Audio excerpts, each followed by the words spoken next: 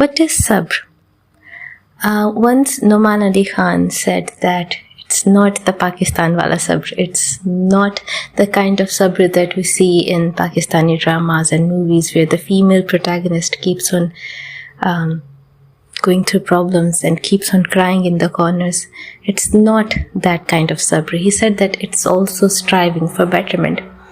That was the day that added a lot to my wisdom.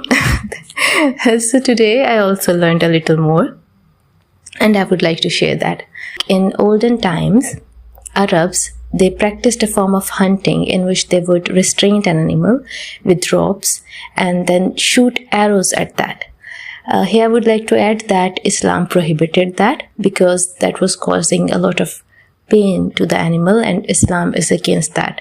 Then at that time, that restrained animal was called as sabr. The term sabr came to represent the act of restraining one's ill will, harmful thoughts or desires to act on negative impulses. Or you can also say that it's the act of controlling the nafs or the unhealthy states of your ego. So there are three kinds of sabr. One is called as sabr on qadr. The other one is called as sabr on masiyat.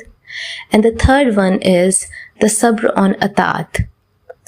The one that we call as qadr. Qadr means that has been like what Allah has given to you, all the circumstances, your trials, your hardships that you are facing.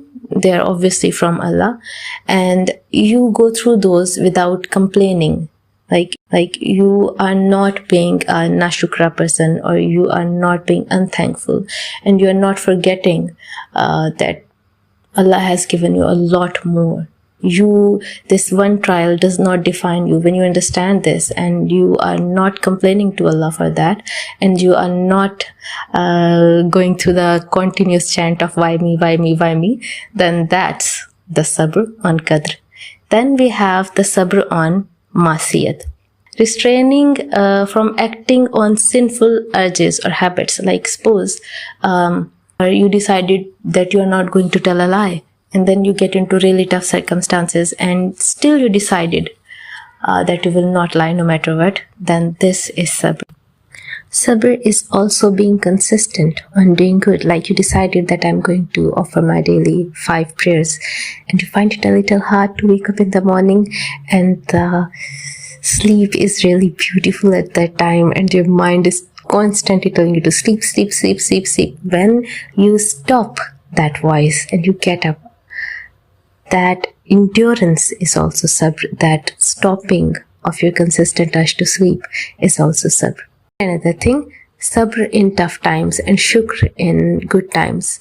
What I learned from learning a few lessons, listening to a few lessons, is this: that even when you are going through troubles, you are supposed to understand that you have been blessed through most of your life. You are still better than a lot of other people.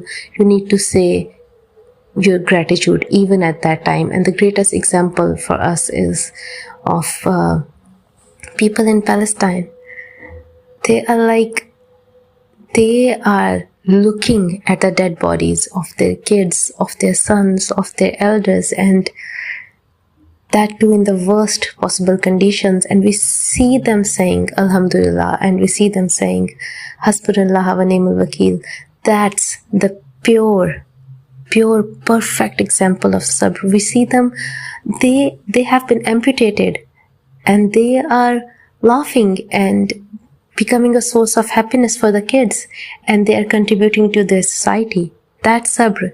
I don't know how many times they would have thought of, even when you lose your family, when you have lost your home, you become extremely hopeless, how many times they would have thought of killing themselves.